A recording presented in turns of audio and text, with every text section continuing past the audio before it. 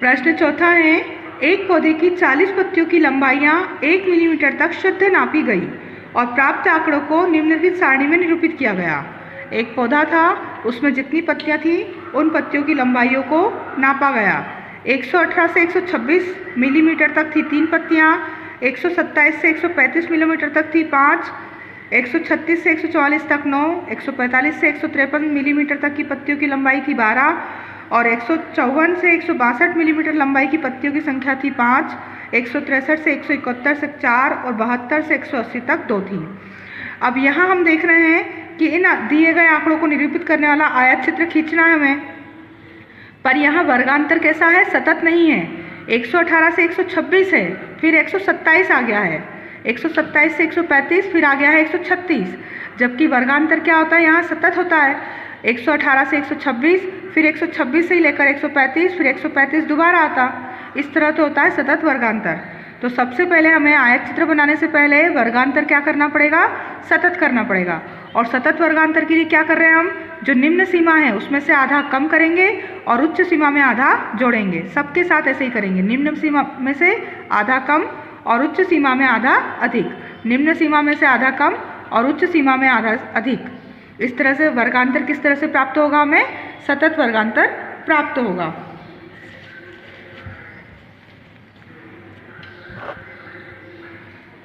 तो दिया गई बारंबारता वितरण सतत नहीं है, हम पहले इसे सतत बारंबारता वितरण में बदलेंगे और सतत बारंबारता वितरण के लिए क्या कर रहे हैं हम, उसमें से आधा यानी 0.5 घटा रहे हैं निम्न सीमा में से और उच्च सीमा में आधा जोड़ेंगे। तो अब 118 में से आधा घटाया तो क्या आएगा, 117.5 और 126 में आधा जोड़ेंगे तो वो हो जाएगा 126.5। ऐसे ही 127 था, उसमें से आधा घटाएंगे तो 126.5 आएगा और 135 में आधा जोड़ेंगे तो 135.5। 136 था आगे, तो यहाँ उसमें से आधा घटाया तो 135.5 और 144 में आधा जोड़ दिया तो 144.5। इससे हमें वर्गांतर क्या प्राप्त हो रहा है, सतत। 117.5 से 126.5, फिर 126.5 से 135.5 और 135.5 से 144.5। इस तरह से हमें सतत वर्गांतर प्राप्त हुआ। निम्न सीमा में आधा घटाया और उच्च सीमा में आधा जोड़ा है, तो हमने सतत वर्गांतर प्राप्त किया। अब इस सतत वर्गांतर का हमें खींचना है आयत चित्र। के लिए पत्तियों की लंबाई को x अक्ष पर और पत्तियों की संख्या को y अक्ष पर दर्शाया गया है। पत्तियों की लंबाई है x अक्ष पर 0 से 117.5, 117.5 से 126.5, 126.5 से 135.5, 135.5 से 144.5, 144.5 से 153.5, उससे 162.5, 171.5 और 180.5। x अक्ष पर है लंबाई और y अक्ष पर है पत्तियों की संख्या। उसको हमने लिखा है 1, 2, 3, 4, 5, 6, 7, 8, 9, 10, 11, 12, 13 मिलीमीटर तक। अब हम देखते हैं कि 117.5 से पत्तियों की संख्या कितनी है, 3 है। तो 117.5 से 126.5 तक की पत्तियों की संख्या 3 है, तो इसको 3 से हमने मिला दिया। उसके बाद हमने देखा कि 126.5 से 135.5 तक पत्तियों की संख्या कितनी है, 5। तो 126 से 135 को किससे मिलाना है, 5 से। तो ये 5 की सीध में मिलाया इसको। अब ये आयत चित्र क्या होगा, एक दूसरे से चिपक कर बनेगा, क्योंकि वर्गांतर इससे यहाँ तक और यहीं से अगला है, तो ये चिपक कर बना। बीच में हमने दंड आलेख में क्या करते हैं, एक खाना भरा होता है, एक खाना खाली होता है, पर आयत चित्र एक दूसरे से वर्ग जो होते हैं चिपक कर बनते हैं, क्योंकि सतत वर्गांतर है, लगातार वर्गांतर है, तो यह चित्र एक दूसरे से चिपक कर बनता है। अब 135.5 से 145.5 तक की पत्तियों की संख्या कितनी है, 9। तो इसको 9 से मिला दिया। उसके बाद अगला 135.5 से 144.5 के बाद 144.5 से 153.5 तक पत्तियों की संख्या 12 थी, तो उसको हमने 12 से मिलाया, 12 की सीध में।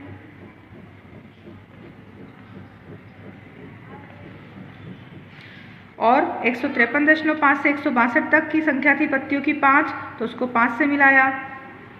162 से 171 तक पत्तियों की संख्या थी 4, तो 4 से मिलाया। और 171.5 से 180.5 तक पत्तियों की संख्या 2 थी, तो 2 से मिलाया। इस तरह से हमको वर्गांतर और पत्तियों की संख्या को मिलाना है। तो ये हमारा आयत चित्र तैयार हुआ। इस आयत चित्र को देख रहे हैं तो सबसे अधिक लंबी पत्ती की लंबाइयाँ क्या हैं? 12 है। तो 12 पत्तियाँ किस नाप की हैं? 144.5 से लेकर 153.5 तक। आपसे पूछा गया था प्रश्न कि क्या दिए हुए आंकड़ों को निरूपित करने का अन्य कोई उपयुक्त आलेख है? तो उसका उत्तर लिखेंगे हम हाँ, इन्हीं आंकड़ों को प्रस्तुत करने का एक अन्य उपयुक्त आलेख क्या है? बारंबारता बहुभुज है।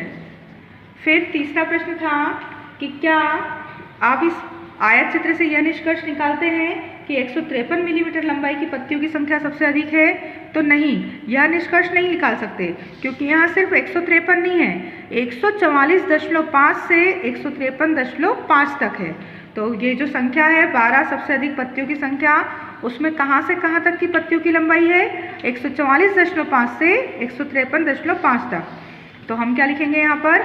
यह निष्कर्ष सही नहीं है कि 153.5 मिलीमीटर वाली पत्तियों की लंबाई की संख्या सबसे अधिक है। यह कहना सही है कि 145 से 153 मिलीमीटर की लंबाई की पत्तियों की संख्या सबसे अधिक है। 145 से 153, अकेला 153 नहीं आएगा, इसके बीच में पत्तियों की लंबाई सबसे अधिक है संख्या उसकी। पांचवा प्रश्न है, नीचे की सारणी में 400 नियॉन लैंपों के जीवन काल दिए हुए हैं। लैंप हैं, कितने घंटे जलते हैं पूरे अपने जीवन काल में? वो 300 से 400 घंटे 14 लैंप, 400 से 500 घंटे जलते हैं 56 लैंप, 500 से 600 लैंप 60 घंटे, 600 से 786, 700 से 800 घंटे 74, 800 से 900 घंटे 62 लैंप और 900 से 1048 लैंप। 400 लैंप थे जिनके जीवन काल को देखा गया कि कितने घंटे तक वो चलते हैं, उसको सारणी में बताया गया है। इसका आपको खींचना है आयत चित्र। तो आयत चित्र के लिए सारणी आपको दे रखी, वर्गांतर सतत है, इसका हम बनाते हैं आयत चित्र। चित्र के लिए हम x अक्ष पर ले रहे हैं लैंपों का जीवन काल घंटों में और y अक्ष पर ले रहे हैं लैंपों की संख्या। तो जीवन काल 0 से कितना? 300 से स्टार्ट हो रहा है, 300 से 400, 400 से 500, 500 से 600, 700, 800, 900 और 1000। और लैंपों की संख्या हमारी सबसे छोटी संख्या है 14 और सबसे बड़ी संख्या है 86। तो हम इसको 10-10 के अंतराल में ले लेते हैं। एक खाने को हम मान रहे हैं 10, 10, 20, 30, 40, 50, 60, 70, 80, 90। तो यहाँ पर हम पैमाना क्या ले रहे हैं? y अक्ष पर जो ले रहे हैं, y अक्ष पर 1 सेंटीमीटर को आप मान रहे हैं 10 लैंप और x अक्ष पर 1 सेंटीमीटर को आप मान रहे हैं 300 से 400 है, यानी कि 100 घंटे। 1 सेंटीमीटर को हम 100 घंटे गिन रहे हैं, तो यहाँ से यहाँ तक 100 घंटे, ये 300 से 400, 400 से 500। तो ये हमारा पैमाना हो गया कि हमने किस तरह से ग्राफ को नापा है। अब x अक्ष और y अक्ष, तो 300 से 400 में लैंपों की संख्या कितनी? 14। तो 10 और 20 के बीच में यहाँ 15 आएगा, 15 से एक खाना कम 14। फिर 400 से 500 में लैंपों की संख्या 56 है, तो 56, 50 और 60 के बीच में 55 और उससे एक खाना ऊपर 56। 500 से 600 घंटे चलने वाले लैंप कौन से हैं? 60, तो 60 से इसको मिलाया। 600 से 700 में है 86, तो 80 और 5 85 और एक उसके ऊपर 86। फिर 700 से 800 घंटों के लिए 74 लैंप हैं, तो 80 और 70 के बीच में 75 होगा और 75 से एक खाना नीचे 74।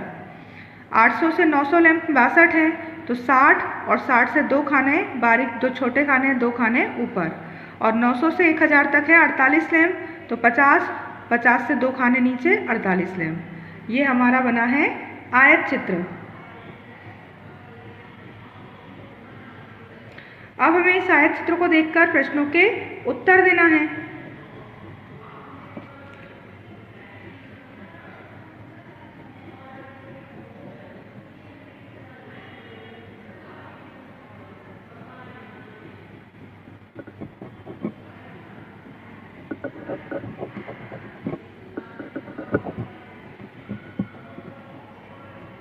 इस तरह से हमारा आयत चित्र बना है। अब हमसे प्रश्न पूछा है कि 700 घंटों से अधिक जीवन काल वाले लैंपों की संख्या कितनी है? तो 700 से अधिक, 600 से 700 तक यहाँ था, अब 700 से अधिक, तो यहाँ लिखेंगे हम 700 से अधिक जीवन काल वाले लैंपों की संख्या कितनी होगी? 700 से अधिक में है 74, प्लस 800 से 900 में थे 62 और 900 से 1000 में थे 48। इन तीनों को जोड़ दिया तो 184 लैंप। कितने लैंप थे? 184 लैंप हैं जिनके जीवन काल 700 से अधिक हैं। 700 से 800, 800 से 900, 900 से 1000। तो इनमें लैंपों की संख्या कितनी है? 184 लैंप ऐसे हैं जो 700 घंटों से अधिक का जीवन काल है। प्रश्न 6 है, नीचे 2 सारणियों में प्राप्त किए गए अंकों के अनुसार 2 सेक्शन के विद्यार्थियों का बंटन दिया गया है। सेक्शन ए में अंक थे 0 से 10, 10 से 20, 20 से 30, 30 से 40, 40 से 50 और उसमें बारंबारता थी विद्यार्थियों की। 0 से 10 आए थे 3 विद्यार्थियों को, 10 से 20 अंक मिले थे 9 विद्यार्थियों को, 20 से 30 अंक 17 विद्यार्थियों को, 30 से 40 12 विद्यार्थियों को और 40 से 50 9 विद्यार्थियों को। ये सेक्शन ए में हुआ। ऐसे ही सेक्शन बी में बारंबारता आई है। 0 से 10 अंक मिले हैं 5 विद्यार्थियों को, 10 से 20 19 विद्यार्थियों को, 20 से 30 अंक 15 विद्यार्थियों को, 30 से 40 अंक 10 विद्यार्थी को और 40 से 50 1 विद्यार्थी को। अब आपको इनकी 2 बारंबारता बहुभुज बनाने हैं। आपको से एक ही आलेख पर दोनों सेक्शन के विद्यार्थियों के प्राप्तांक निरूपित करना है और दोनों बहुभुजों का अध्ययन करके दोनों सेक्शनों के निष्पादनों की तुलना करनी है। इनका क्या बनाना है? हमको बारंबारता बहुभुज बनाना है। तो पहले हम सेक्शन ए का बारंबारता बहुभुज बनाते हैं, फिर सेक्शन बी का बारंबारता बहुभुज बनाते हैं।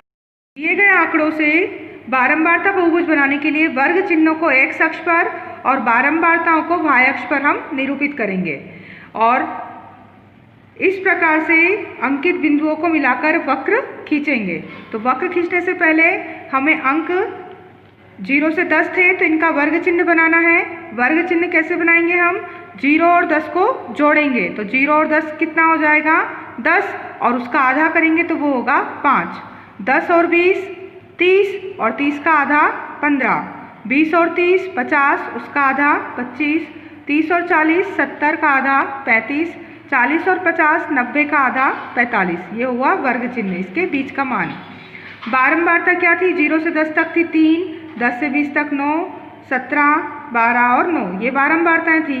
तो अब हमें बहुभुज के लिए किसको मिलाना है? 5 को मिलाना है 3 से, 15 को 9 से, 25 को 17 से, 35 को 12 से और 45 को 9 से। अब हम देखते हैं ग्राफ पेपर पे सेक्शन ए का बहुभुज। ग्राफ पेपर पे हमने x अक्ष पर लिखे हैं अंक और y अक्ष पर लिखे हैं बारंबारता। तो 0 से 5 10 15 20 25 30 60 तक के अंक लिखे हैं यहाँ पर और बारंबारता कितनी है? 5 10 15 20 25 30 35 40 तक। अब हमें मिलाना है इसको सेक्शन ए के लिए। 5 को किससे मिलाना था? 3 से। 5 को 3 से तो 5 ये है अंक और उसकी बारंबारता थे 3, तो 3 कहाँ आएगा? यहाँ तो 5 आ रहा है, 5 से कम 4 और 3 लगभग यहाँ आएगा 3। तो ये मिला हमें बिंदु, 5 और 3 का बिंदु।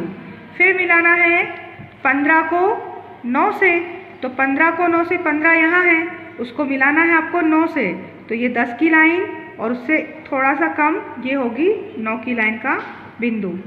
15 को 9 से मिलाया। फिर 25 को मिलाना है हमें 17 से, तो 25 ये 25 की लाइन, 5 10 15 और 17 यहाँ पर आएगा 17 की लाइन, 25 और 17 का बिंदु। 35 को मिलाना है 12 से, तो 5 10 10 और 2 12 का बिंदु। फिर 45 को 9 से, तो 45 और 9 5 और 10 है, 10 से थोड़ा सा कम यहाँ होगा 9 का बिंदु। ये सेक्शन ए का हमें क्या प्राप्त हुआ? बहुभुज प्राप्त हुआ। इसको हमने लाइन से मिलाते हुए बिंदुओं को मिलाया। ये है सेक्शन ए का बहुभुज। अब हमें मिलाना है सेक्शन बी का बहुभुज। इसी ग्राफ पर एक ही आलेख पर दोनों मिलाना थे। तो सेक्शन बी के लिए देखते हैं हम सेक्शन बी। इसके लिए अंक वही हैं, 0 से 10, 10 से 20, 20 से 30, 30 से 40, 40 से 50। इसका वर्ग चिन्ह बनाते हैं हम, दोनों को जोड़ के आधा करेंगे तो 5, इन दोनों को जोड़ा 10 और 20, 30 का आधा 15, 50 का आधा 25, 70 का आधा 35 और 90 का आधा 45। बारंबारता सेक्शन बी की क्या है? 5, 19, 15, 10 और 1। तो अब क्रमिक युग्म क्या होगा? 5 को मिलाना है 5 से, 15 को मिलाना है 9 से, 25 को 15 से, 35 को 10 से और 45 को 1 से। इसे अब हम ग्राफ पर देखते हैं। सेक्शन बी का बहुभुज बनाना है हमें। तो सेक्शन बी को देखें आप, 5 को मिलाना है 5 से, तो ये 5 और ये 5, बिंदु कहाँ प्राप्त होगा हमें? ये बिंदु प्राप्त होगा। फिर 15 को मिलाना है 19 से, तो 15 वाली लाइन 5, 10, 15, 19, 20 से कम आएगा, यहाँ मिलेगा बिंदु। 25 को मिलाना है 15 से, तो 5, 10, 15, ठीक यहाँ पर मिलेगा 15 का बिंदु। फिर मिलाना है 35 को 10 से, तो 5 और 10 यहाँ मिलेगा हमें बिंदु। 45 को मिलाना है 1 से, तो 45 को 1 से मिलाएंगे, यानी कि यहीं पर मिलेगा बिंदु। अब इस ग्रुप सेक्शन बी के ग्राफ को हम डैश डैश से शो करते हैं ताकि हमें ए और बी में अंतर पता चल पाए।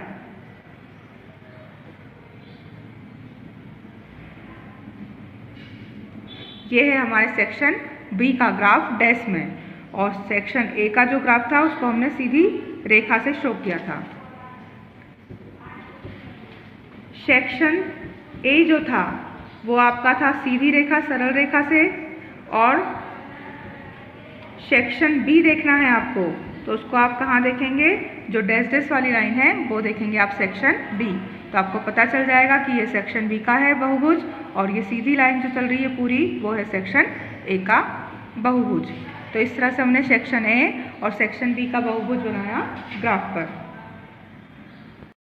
प्रश्न 7वां है, एक क्रिकेट मैच में दो टीमों ए और बी द्वारा प्रथम 60 गेंदों पर बनाए गए रन बताए गए हैं।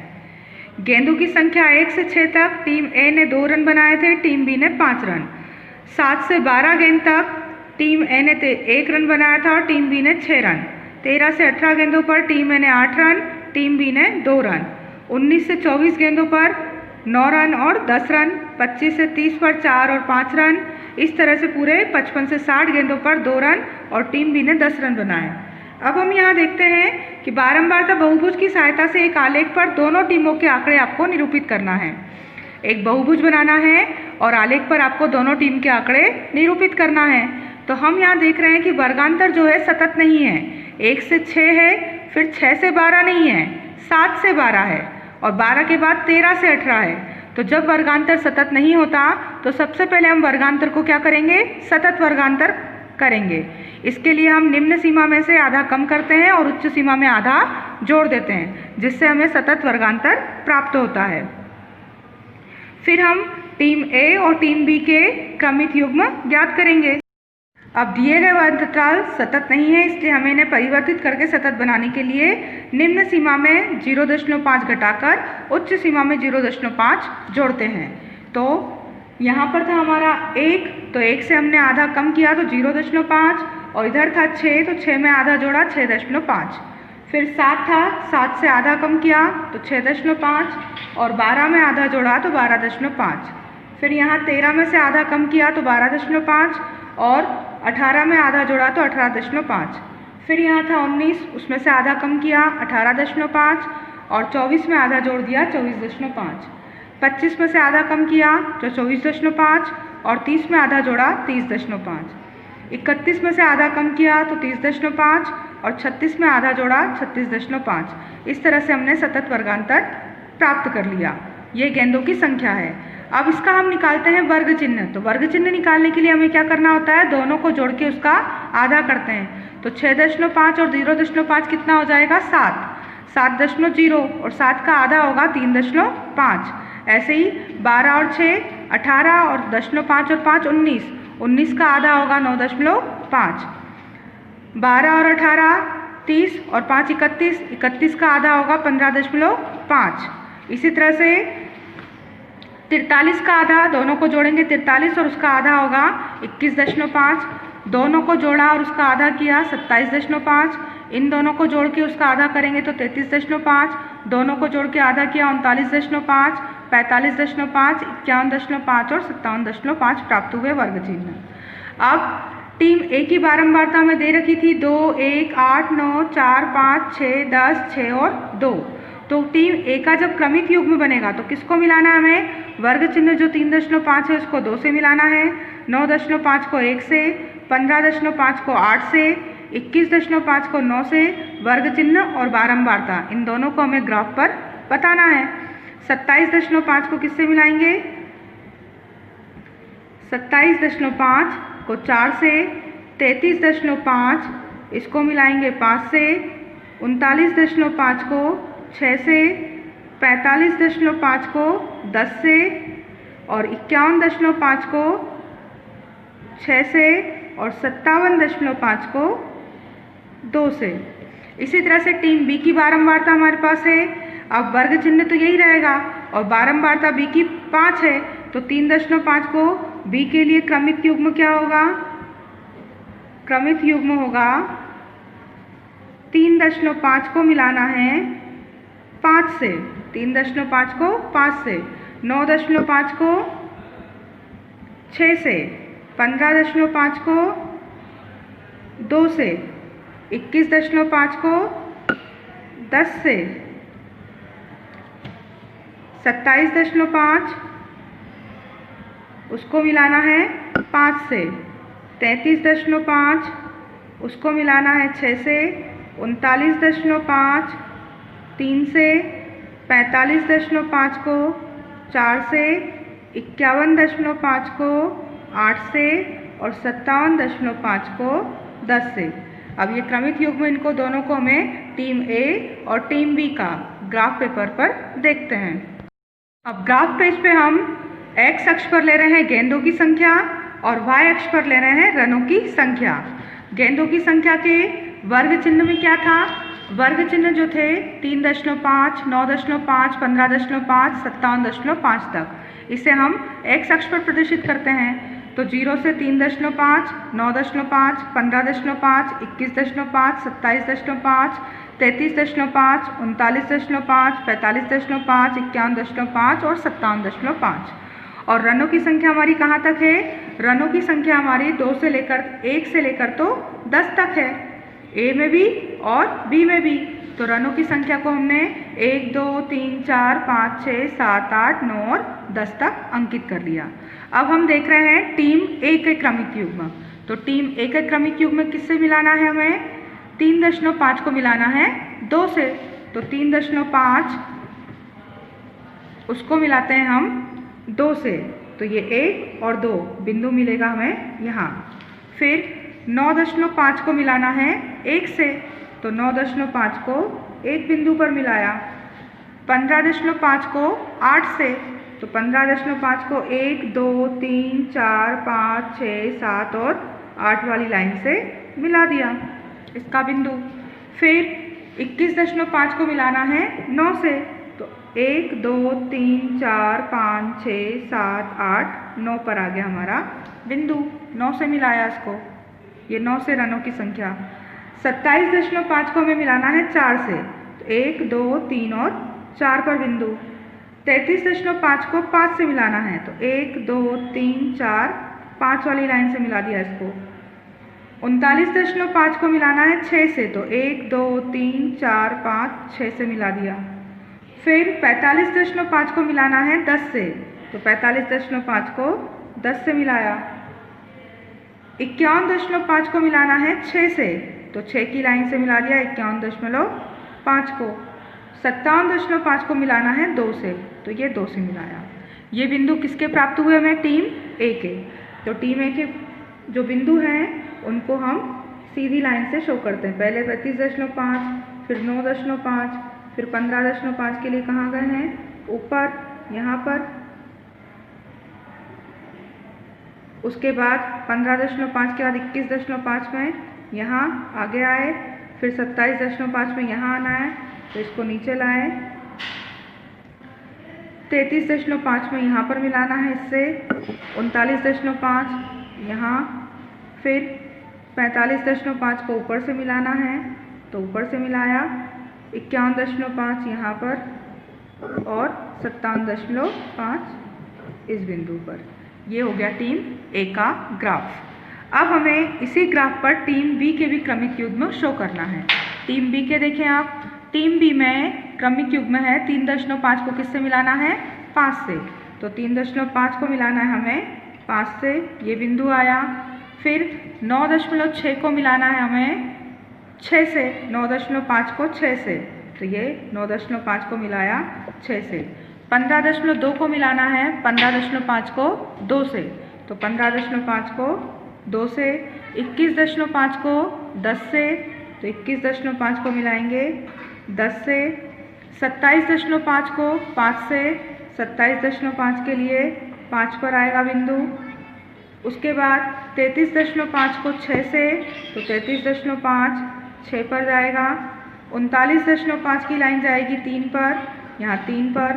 45.5 जाएगा 4 पर, तो यहाँ बिंदु।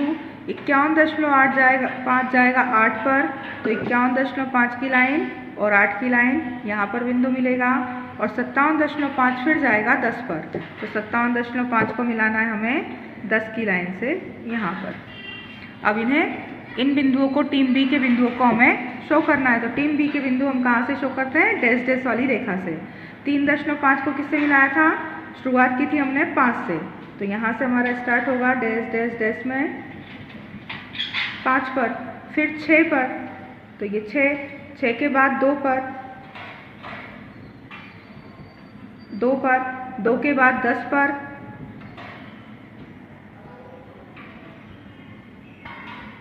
ये 10 वाली लाइन। 10 के बाद 5 पर आया था, तो ये 5 पर। 5 के बाद 6 पर, ये 6 के बाद 3 पर, 3 के बाद 4 पर, 4 के बाद 8 पर, तो ये 8 से मिल गया। और 8 के बाद 10 से। ये टीम बी का ग्राफ है और टीम ए का ग्राफ। तो हमने टीम ए का जो ग्राफ है उसको कैसे शो किया है? सीधी लाइन से। और टीम बी को किससे शो किया है? टीम बी को शो किया है डैश डैश डैश से। तो आपको समझ में आएगा आप कि टीम ए का ग्राफ कौन सा है और टीम बी का ग्राफ कौन सा है।